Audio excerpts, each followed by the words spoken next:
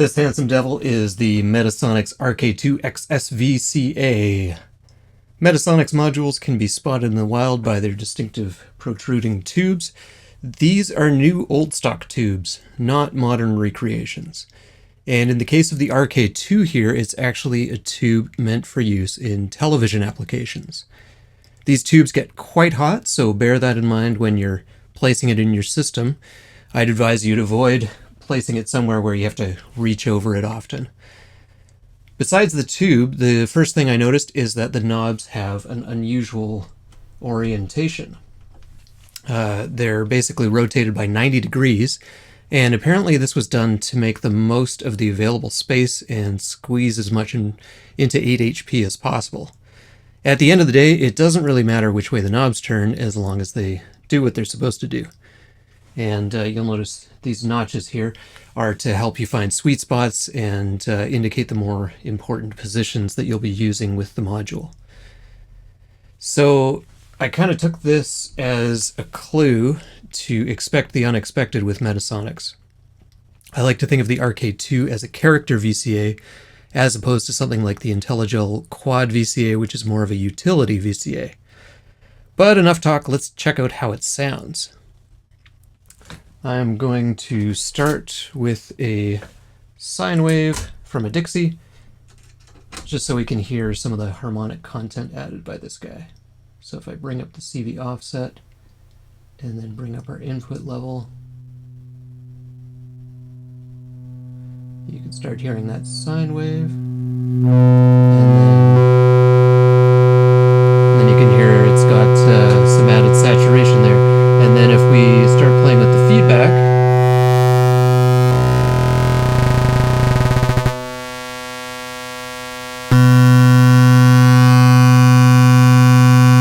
we can get some really interesting distortion from the feedback.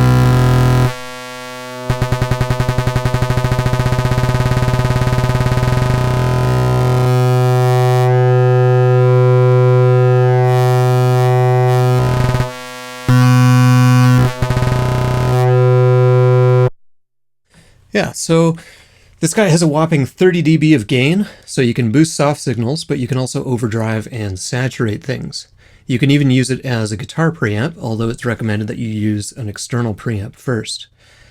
The amount of saturation in the signal will have a big impact on how the feedback control responds, and it can be quite unpredictable and exciting, sometimes even rhythmic. You'll notice it has two outputs. And the idea here is that the second output is flipped 90 degrees in phase.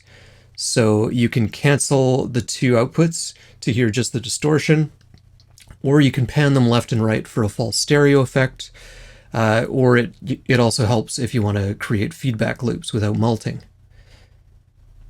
So while the distortion added by the VCA can really thicken up or tear apart an audio signal, it can also be a lot of fun to use on CV sources for frequency modulation and other techniques. So let's give that a try. So there's the sine wave from Orgasmatron. So if I connect that directly to the FM1 input,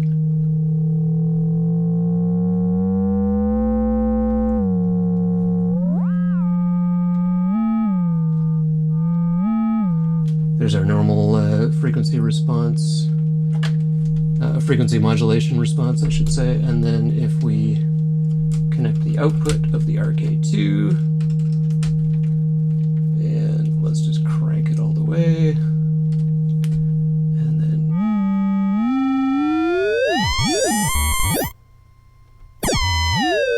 so yeah, it's a bit more extreme.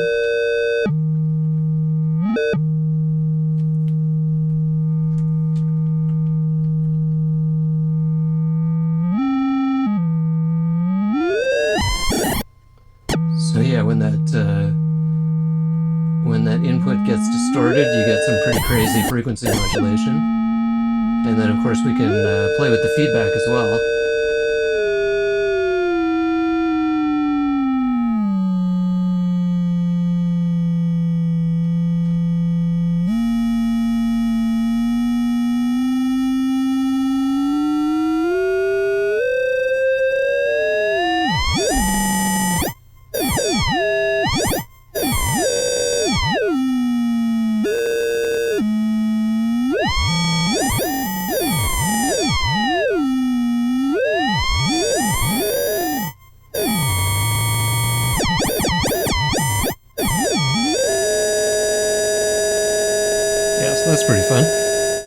Now I've got a basic feedback loop patched up. Let's bring the input volume up. And let's start playing with the feedback.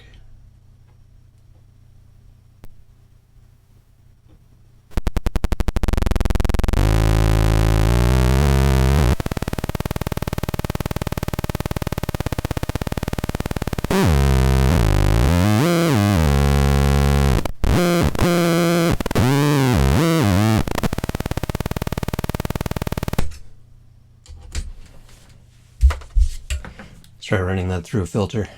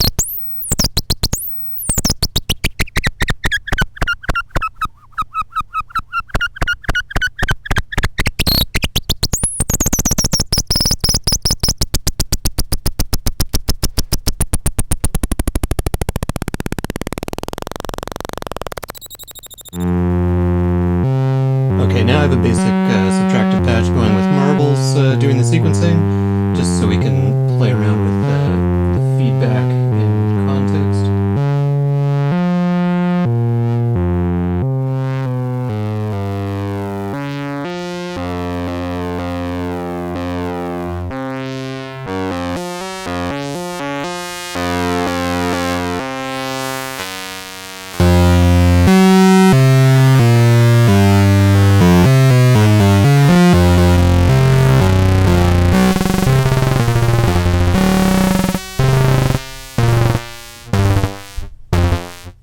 Routed that second input to the FM1 input of Orgasmatron.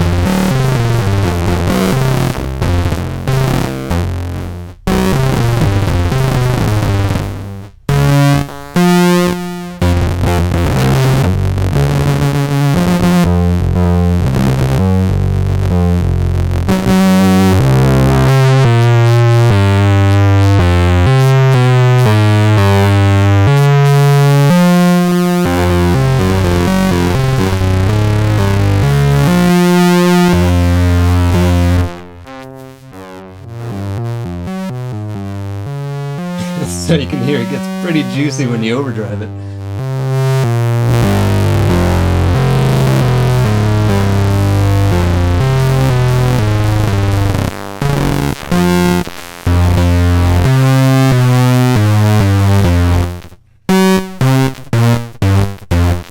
Yeah, so hopefully this gives you a better understanding of the Metasonix RK2 XS VCA. If you'd like to hear more examples, you can check out my SoundCloud playlist linked in the video description. Thanks for watching.